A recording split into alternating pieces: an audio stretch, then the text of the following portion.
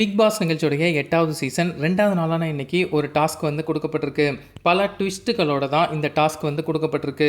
மென் versus woman. இந்த டாஸ்கோட rules என்ன அப்படின்னா, பாய்ஸ் டீம்லேருந்து ஒருத்தரை செலக்ட் பண்ணி கேர்ள்ஸ் டீமுக்கு பெட்டி படிக்கையோடு சேர்த்து அந்த சைடே அனுப்பிச்சி வச்சிடணும். அதே போல் கேர்ள்ஸ் டீம்லேருந்து ஒருத்தரை செலக்ட் பண்ணி பாய்ஸ் டீமுக்கு பெட்டி படிக்கையோட அனுப்பிச்சி வச்சிடணும். இவங்க 2 பேருமே இந்த டாஸ்க் முடிகிற வரைக்கும் அந்தந்த சைடு தான் இருப்பாங்க. அடுத்த டாஸ்க் வந்து கொடுக்கும்போது அவங்க எந்த சைடு இருக்காங்களோ அந்த டீமுக்காக தான் விளையாடணும்.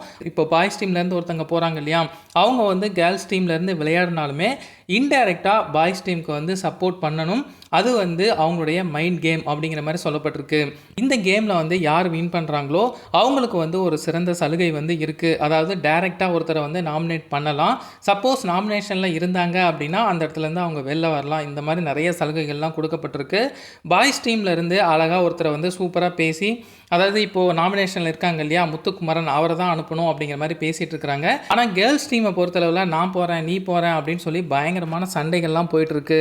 முதல்ல ஜாக்லின் வந்து என்ன சொல்கிறாங்க அப்படின்னா, நான் வந்து அந்த டீமுக்கு வந்து போகிறேன், அதனால் நான் வந்து எப்போவுமே உங்களுக்கு துரோகம் பண்ண மாட்டேன், நான் போகிறேன் அப்படிங்கிற மாதிரி சொல்கிறாங்க.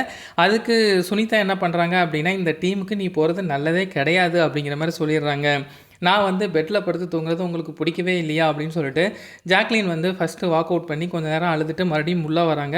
அதுக்கப்புறம் பவித்ரா வந்து அவங்களுடைய கருத்து வந்து சொல்லுவாங்க இல்லையா, நான் போனால் பாவம் பார்ப்பாங்க, அதனால் நான் போகிறேன் அப்படிங்கிற மாதிரி அவங்களுடைய ஆர்குமெண்ட் வந்து எடுத்து வைக்கிறாங்க. அதுக்கு நீ போகவே தேவையில்லை அப்படிங்கிற மாதிரி ஜாக்லின் வந்து சொல்கிறாங்க. அதை நீ சொல்ல தேவையில்லை, என்னை பற்றி நீ பேசவே கூடாது, நான் விளையாடணும்னு தோணுச்சு அப்படின்னா என்னை அனுப்புங்க அப்படிங்கிற மாதிரி பவித்ராவும் சொல்லிவிட்டு அவங்களும் வாக் அவுட் பண்ணிடுறாங்க. ஸோ இந்த மாதிரி ஒவ்வொருத்தராக வாக் அவுட் பண்ணி அழுதுகிட்டே பயங்கர சண்டைகளோடு தான் அவங்க வந்து ஒரு ஆளை தேர்ந்தெடுக்க போகிறாங்க. யார் அந்த சைடு போக போகிறாங்க அப்படிங்கிறத பொறுத்திருந்து பார்க்கலாம்.